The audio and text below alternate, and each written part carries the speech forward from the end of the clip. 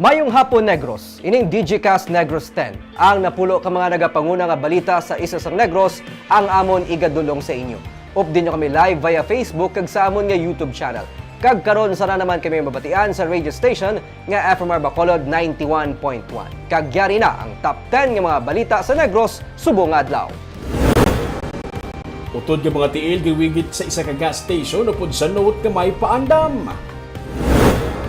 15 ka mga commercial establishments nga gitukod sa Bacolod ginisuwan sa notice of violation. Mag-iloy patay sa pagpaniro sa Talisay City. Diocese of San Carlos nagpasalig nga magkakooperar sa PNP angot sa rape case sang isa ka pari.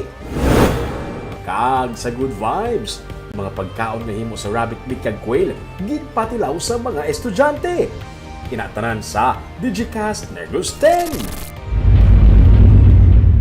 Sa number 10,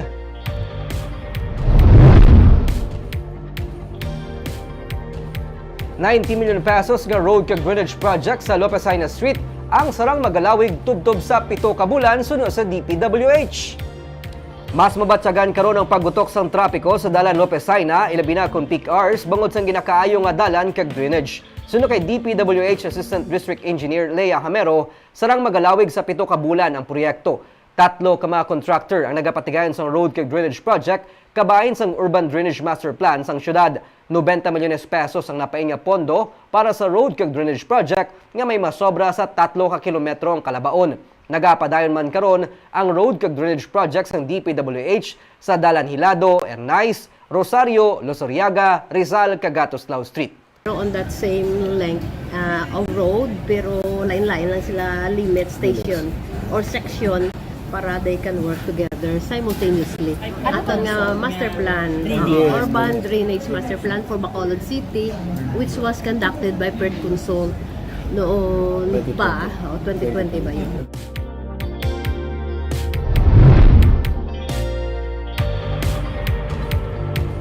Sa number 9, karon nga mas mabatsagan ng tuman nga init, publiko ang ginapahanumdom nga mag-hydrate o kon mag-inom sang madamo nga tubig. Nag-aabiso si Dr. Mary Ann Maestral, ang Chief of Hospital sang Teresita Lopez Halandoni Provincial Hospital, nga importante nga mag-inom sang tubig o kon mag-hydrate kung tuman kainit sang panahon. Sini nga bulan sang Marso, suno sa iya, nabatsag pagbiti sang init. Dugang pa niya, likawan ng direct exposure sa initan. Humalin las 10 ang aga, tubtob las 3 ang hapon. Kung hindi malikawan, dapat nga magpamayong. Importante man nga may ventilation o kung may maayo nga alagyan sang hangin ang lugar nga ginatiniran. Mas maayo pagid nga magpaligo adlaw-adlaw kag magpanibin sa gabi para malikawan man ang masakit labi na ang sapanit. Number 1, hydrate. Hydrate. Hindi gid maglipat, mag-inom tubig. Kada oras, madumdumon tagid na pag nagbatsyag ka gani dapyas ang init, inom dayon tubig, mabatsyagan mo gid ma-cool down ka. Tapos, kung pwede, stay away sa direct na init. Especially 10 a.m. to 3 p.m. sa hapon. Amo lang man na. Tapos, ang ventilation sa mga balay, tapang buksan ta ang mga bintana.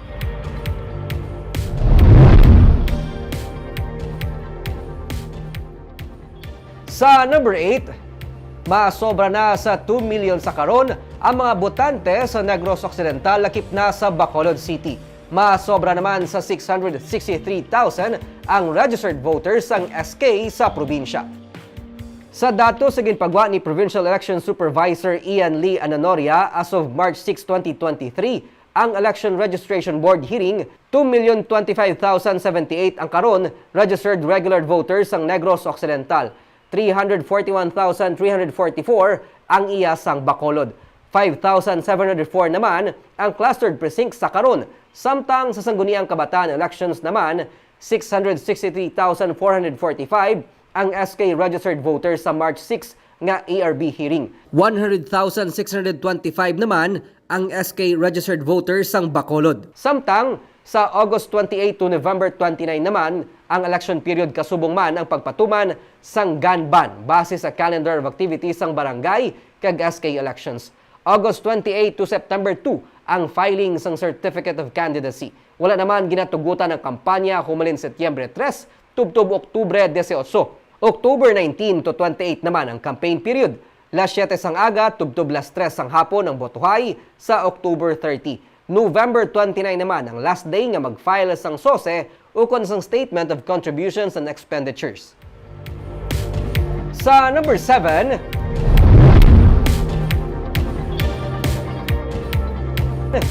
Diocese of San Carlos magakooperar sa PNP angot sa kaso sang isa ka pari nga ginpasakaan sang kaso nga rape. Ginakasubo ni Bishop Gerardo Alminasa sang Diocese of San Carlos ang pagdakop kay Father Conrado Mantak bangod sa kaso nga rape sa isa ka menor de edad sa Barangay Paraiso sa siyudad sang Sagay. Sa statement sang obispo, ginpanindugan sini ang ila advokasya nga pagpamatok anuman nga sahi sang pagpangabuso sa mga kabataan, kababayinan pati na sa vulnerable sector kag sinuman nga magahimo sini, ilabi na mga kaparian kag katapo sang simbahan ang wala ginatolerar. Ginapasiguro ni Bishop Alminasa nga mangin bugos ang ila kooperasyon sa mga otoridad kag handa nga ihatag ang anuman nga kinahanglanon nga mga impormasyon. Si Mantak nga mas kilala bilang si Father Con ang gindakop sa isa ka subdivision sa Barangay Estefania sa Bacolod City Lunes ang gabi. Bangod sa ginalegar paghimulo sa isa ka menor de edad nga katapos ang choir sa simbahan.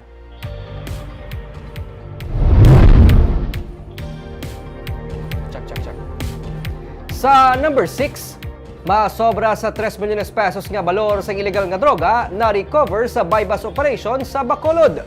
Masobra 3 milyones pesos nga balor sa illegal nga droga ang na-recover sang City Drug Enforcement Unit sa bypass operation kaina sang kaagahon sa Purok Kapawa sa Barangay Tangob sa Bacolod. Arestado sa bypass operation ang 26 anyos nga si Sean Navarro nga ginakabig high-value individual. 3 kadako nga plastic kag 5 ka sachet sang suspected shabu ang nakuha sa iya. Ini ginabulobanta nagabalor sa 3.4 million pesos. Detain karon si Navarro kag kaso nga pagsupak sa Republic Act 9165 ang ipasaka batok sa iya.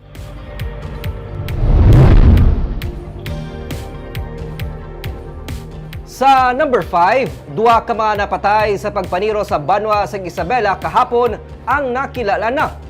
Nakilala na sang PNP ang 2 ka mga persona nga napatay kahapon sa pagpaniro sa highway sa Barangay 5 sa Isabela.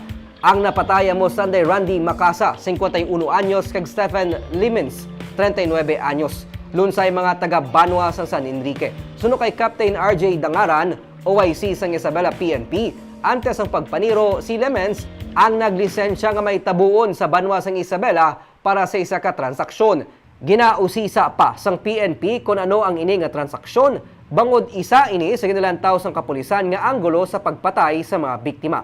Ang ila mga nakatransaksyon, amuman suno sa PNP ang posible may kahimuan sang pagpaniro.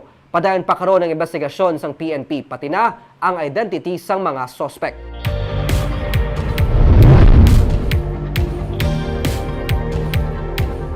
Sa number 4, Mag-Iloy patay sa nagluntad nga pagpaniro sa Talisay City.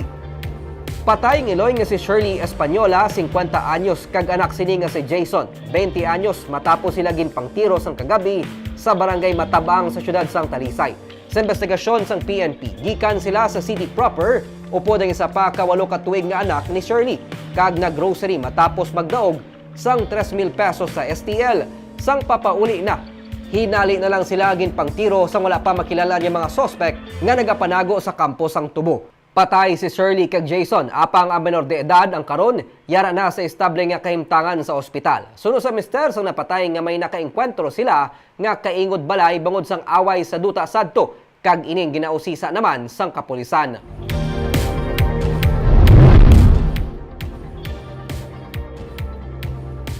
Sa number 3, Anay Negros Oriental Governor Pride Henry Teves ginpanginwala nga may kahilabtanan sa pagpatay kay Governor Digamo.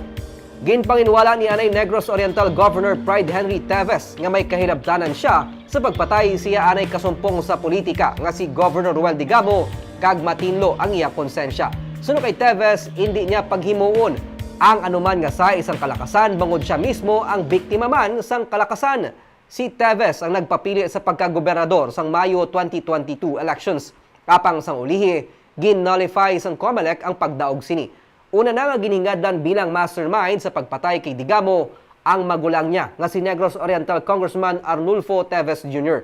Damlag pa, nagpatigayon sang raid ang kapulisan sa mga propiedad sang anay governor sa diin sa pinakaulihing nga nakuha sa isa sa mga nadakpan sa raid, ang litrato sang pamilya Digamo, lakip na ang mapa sang ilang nga puloy-an.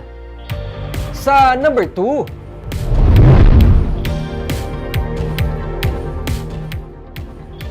Kinse ka mga commercial establishments nga ginatukod sa Bacolod na lakip diri mga condominiums, pension houses kag iban pa ang gin-issuean sang notice of violation kag stoppage order sang OBO.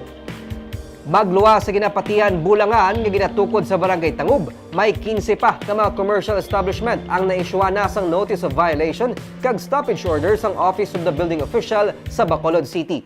Suno kay OBO Head Engineer Isidro Sun, pila diri mga condominium building, pension houses kag commercial establishment nga mahimo mangin white elephant tungod sa nakitaan nga mga violation sa building code. Nalakip din kakulang sang parking area kag setback sa pagtukod sang establishmento. Gintugyan na sang OBO sa City Legal Office ang pagpasaka sang kaso batok sa tag-iya sa mga ginatukod nga structures. Ilang bala pa daso dayo, no? Kaya daso mo problema nakita once ara nakita sa occupancy permit. Or even pa man sa building permit kasi nila ka-approve. Kung hindi ang mga plan. Most of this engineer way back 2 years ago pa or ng mga building. Pagpungko mo lang ako niya, pang matamat ko naman. No? At ang mga first 6 months naton, hindi tanto may mga ginasitol pa kita ng problema sa opisina. And then subong nagamatamat naman kami tulutawhay. Kaya I do not know kung nahibaluan man siguro sa iban. Nakagamugit sa itong first 6 months. No? Kag sa numero 1 sa mga balita subong adlaw.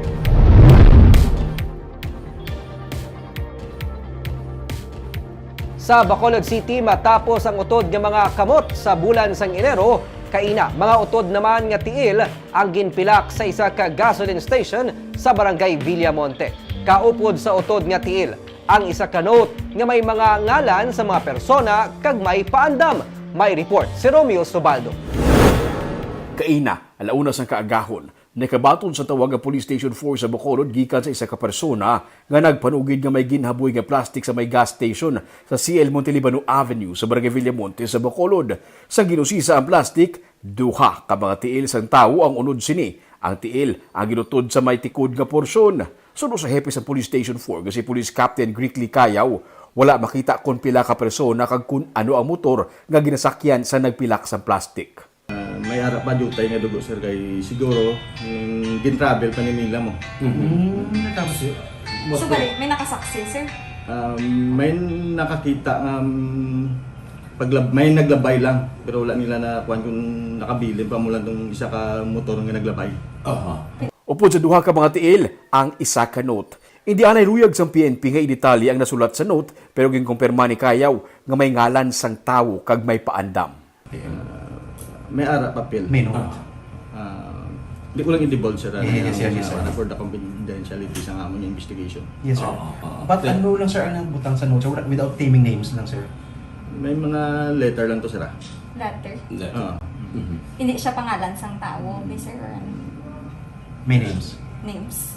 Wala pa man, ikuha ko lang mama. Further investigation ba abi naman subong, hindi ko lang alam maka-detail naman. So, pagbukas nyo sa plastic, sir, anong nakita nyo? Upod lang ginasang papel na kag ang duwa ka tiil? Yes ma'am. May note, maling note, sir? Wala lang name, sir? Note lang, may note lang yun. May note to. Suno sa sourcing Digicast Negros ang mga ngalan nga ara sa listahan, ngalan sa mga negosyante, kagang aligasyon na nagapakigbangin sila sa smuggling. Wala na magdetalye ang source kung ano nga mga goods ang ginasmuggle.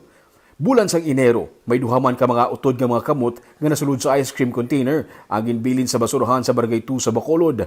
Daupod pa sa sabaw ang mga kamot nga may listahan sa mga persona nga may kaangtanan sa ilegal nga droga. Pero tubtub subong, wala makilala kung kay sino nga mga kamot ang nasapuan. Sa kaso naman sa Villamonte, sulod sa pulis, posible sa iban nga lugar ginutod ang mga tiil kag ginbiyahe lang inipakadto sa gas station kag didto ginhaboy. Hindi na dala sa area na tabo ang pag-utod sa tiil. Hindi. Travel lang, kag in-wigit nga area. Inwigit lang sa lugar. Kaya sa dalang area, sir, hindi possible nga matabo na may mamo pa na. Hindi sir. Kay may mga gabong tao ginada 24/7, hindi pwede nga dahil nila mo. Matawo siya nga lugar, may tao. Oh. Yara karon sa punerarya ang mga tiil samtang nagapadayon ng investigasyon sa PNP. Nakigsugilano na ang pulis sa mga persona nga yara sa listahan para maebaluan kung ano ang motibo sa paghaboy sa utod nga tiil, pagpilak sini sa gas station, kag kung kay sino ini nga mga tiil. Sa Good Vibes,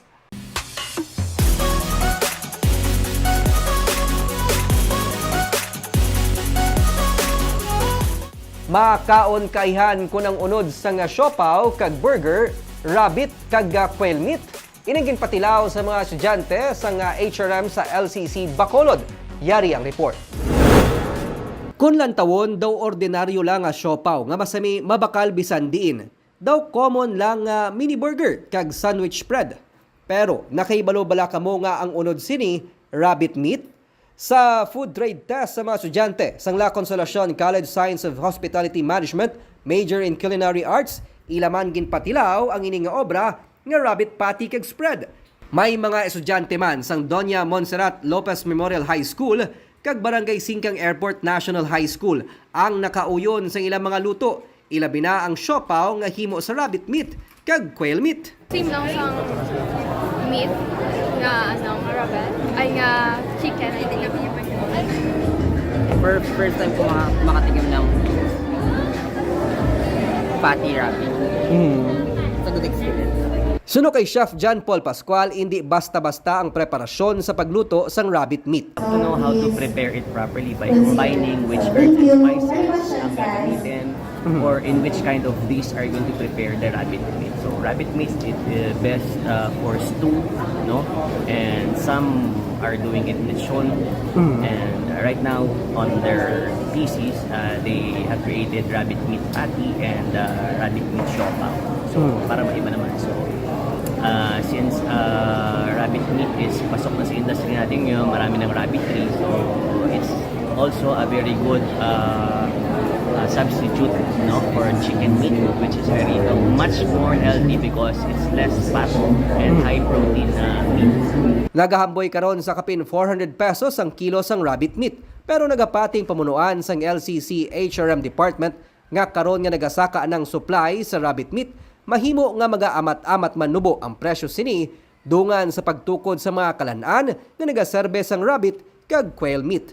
Kag iniman ang karne nga ginakaon sang cancer patients bangod healthy. Because after trade. they have created the product, they let the chefs try it and refine the recipe before this acceptability study is done. After this, we hope that the next level of their stage will be for test for commercialization of their products. to attain acceptability of our product and to commercialize it, sir. And our product is significantly for the entrepreneurs, sir, to give them ideas on what products they can use to gain income, especially in this new normal of life. Tinutuyo man sa mga estudyante upod sa pamunuan sa eskwelahan nga pinaagi sa nagasanyog nga rabbit meat industry, mapasanyog man ang food tourism sa probinsya. Kagamuyad to napulo ka mga balita sa isa sang Negros subong nga adlaw. Kay man sa panahon karon importante nga may ihibalo ka sa nagakatabo sa imo nga palibot. Pero dapat balanse kag insakto ang mga impormasyon. Magapadaan kami nga magapangalagad sa mga Negrosanon. Ako si Nico Delfin. Tugtugwas, maayong hapon.